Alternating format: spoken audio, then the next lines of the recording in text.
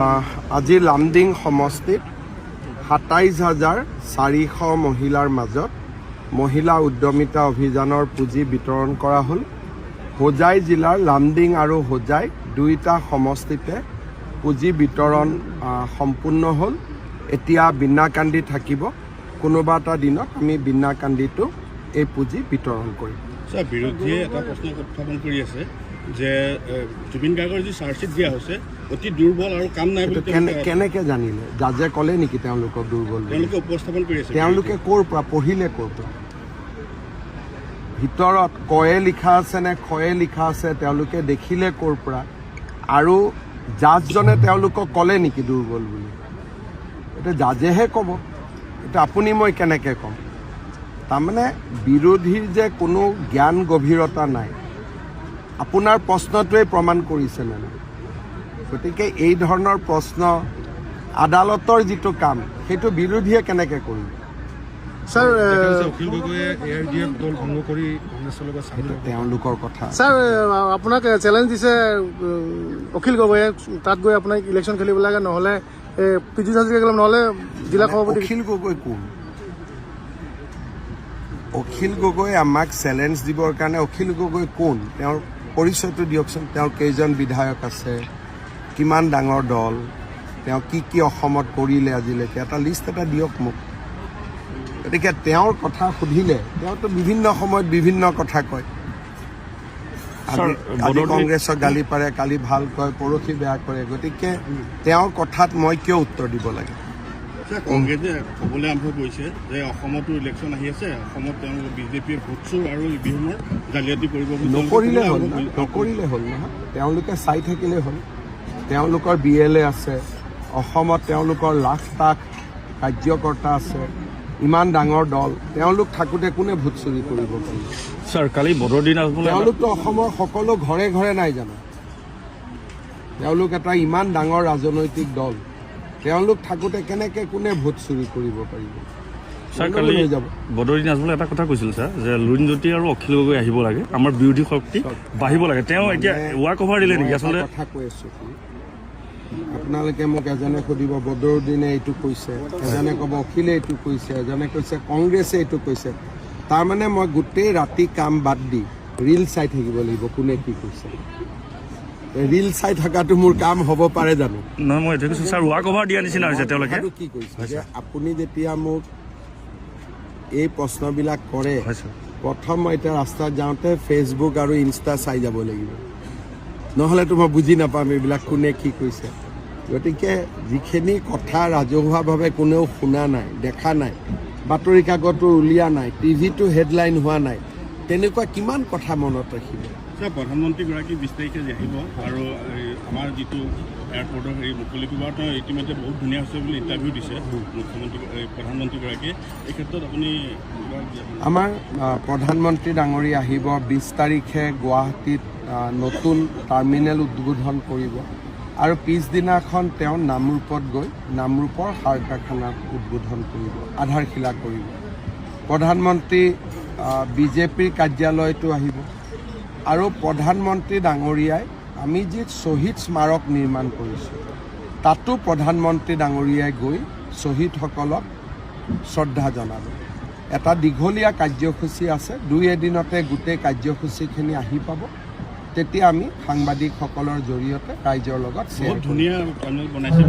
বহুত বেছি ধুনীয়া, মানে ধুনীয়া নহয় বেছি ধুনীয়া। ধুনীয়া বুলি ক'লেতো এটা জেনেৰেল বুজা যায়।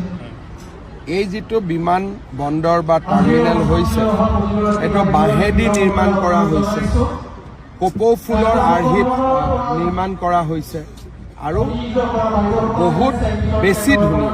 অকল ধুনীয়া বুলি ক'লে ভুল হয়। স্যাৰ হোজাই জিলাৰ কবিৰ আশ্ৰমৰ মাটি নাছিৰ আৰু হামিদে আপোনাক অকুপাই কৰি আছে, আৰু এখন নাছিৰ আৰু হামিদে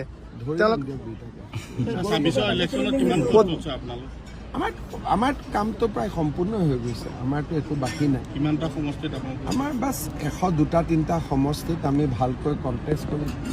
কেণ্ডিডেটো মোটামুটি আমাৰ ৰেডি হৈ আছে, কামো ৰেডি হৈ আছে। এলায়েন্সো আমাৰ ৰেডি হৈ আছে। আমাৰ বিশেষ একো অসুবিধা নাই। কালি আমাৰ নৱপ্ৰজন্ম আৰু মহিলা পুৰা পাব, নৱপ্ৰজন্মই পাব, মহিলাই পাব। আগতকৈ নৱপ্ৰজন্ম আৰু মহিলা দুইটাৰে সংখ্যা বাঢ়িব। স্যাৰ বিনা গান্ধী সমষ্টিত বিজেপি পাৰ্টিটো আগবঢ়াব নেকি? এতিয়ালৈকে এজিপিৰ লগত কথা হোৱা নাই, কিন্তু বিজেপিয়েতো প্ৰস্তুতি চলাই আছে, কিন্তু কথা পাতিব লাগিব। সমষ্টিৰ নামটো এতিয়া মই ল'ব খোজা নাই। স্যাৰ গৌৰৱ গগৈ ৰিংটো কেতিয়া আপুনি সোনকালে হৈ যাব, এতিয়া সোনকালে হৈ যাব। আজি এটা বিশেষ কথাৰ কাৰণে ৰখি আছিলোঁ, হৈ গ'ল যেতিয়া এতিয়া এনি ডে যিকোনো মুহূৰ্ততে হৈ যাব। স্যাৰ লাষ্ট এটা বিহাৰৰ মুখ্যমন্ত্ৰীয়ে কালি দেখা গৈছে যে নিযুক্তিৰ সময়ত এজন মাইকী মানুহ হিজাপটো এনেকৈ টানি দিছিলে, সেইটো গোটেই দেশতে বিকৃত এতিয়া ঘটনাটো হ'ল যে বিহাৰৰ মুখ্যমন্ত্ৰীৰ বয়স হৈছে 80 বছৰ, এজন জ্যেষ্ঠ ব্যক্তি। তেওঁ যদি হিজাবখনতহে চুইছে, সেইটো মই নাভাবোঁ যে সেইটো আমি বহুত বেছি নিগেটিভলি ল'ব লাগে। এজন দেউতাক বা এজন ককাক বুলিয়ে ভাবিব লাগে, কাৰণ নীতিশ কুমাৰৰ যথেষ্ট বয়স। ডেকা ল'ৰাই কিবা এটা কৰিলে বেলেগ কথা আছিল, তেওঁৰ বয়সেই ইমান। গতিকে এইটো সৰু ভণ্টি, সৰু ছোৱালী, নিজৰ ছোৱালী বুলি কৰিব পাৰে, কিন্তু তথাপিতো ধৰ্মীয় কথা বতৰাত কেনেকৈ কি কৰিব লাগে নিয়মবিলাক নিশ্চয় তেখেতে জানে। তাৰ ওপৰত মোৰ আৰু কমেণ্ট দিবলগীয়া একো নাই। মই শিলাদিত্য দেৱৰ কথাটো চিন্তা কৰিম, কিন্তু আপুনি ক'ত টিকট পাব এইটো মোৰ বেছি চিন্তা হৈ আছে। স্যাৰ এটা লাষ্ট স্যাৰ হিন্দীত এটা প্ৰশ্ন আছে। বাংলাদেশত ছাৰ ইতিমধ্যে চলি আছে এটা ডাঙৰ কোন চলি আছে যে ভাৰতবৰ্ষৰ নৰ্থ ইষ্টখন তেওঁলোকে কেপচাৰ কৰিবলৈ CPM তেওঁলোকৰ যি ৰাজনৈতিক দল আছে চলি আছে, এইটো ছাৰ আপোনাৰ হিন্দীত बांग्लादेश में थोड़ा लास्ट 1 सालों से ये चर्चा बार बार हो रहा है कि नॉर्थ ईस्ट को भारत से अलग करके बांग्लादेश का साथ शामिल करने का बात बार बार आ रहा है। लेकिन भारत आप जानते हैं, भारत एक बहुत बड़ा देश है, न्यूक्लियर नेशन है, 4th largest economy in the world. So Bharat को बांग्लादेश कैसे ये कर पाएगा, ये तो सोचना भी गलत है। लेकिन बांग्लादेश का लोगों का सोच खराब है, हम लोग उनको बहुत ज़्यादा मदद करना नहीं चाहिए, और ये लोगों को भी ये सिखा देना चाहिए कि भारत का ऊपर ऐसा सब व्यवहार करने से हम लोग चुप नहीं रहेंगे। सर स्थानीय मैदान में कांग्रेस का नेत्री ने बोला है कि मोदी से भी कवर करेंगे, इसको लेकर सर देखिए ये अभद्र व्यवहार है। कांग्रेस का लोग अपने उनका नेता और उनका जो सिपाही है, ये लोग गरिमा का बाहर जाके बात करते हैं। बीजेपी गरिमा से बाहर नहीं जाते हैं, लेकिन ये लोग बार बार गरिमा से बाहर जाते हैं। मेरा लगता है कि राहुल गांधी, प्रियंका गांधी देश का सामने माफ़ी मांगना चाहिए। इसलिए किसी का कोई ये कबर खानेगे ऐसा सब का व्यवहार भारत का राजनीति में आगे कभी नहीं होते थे।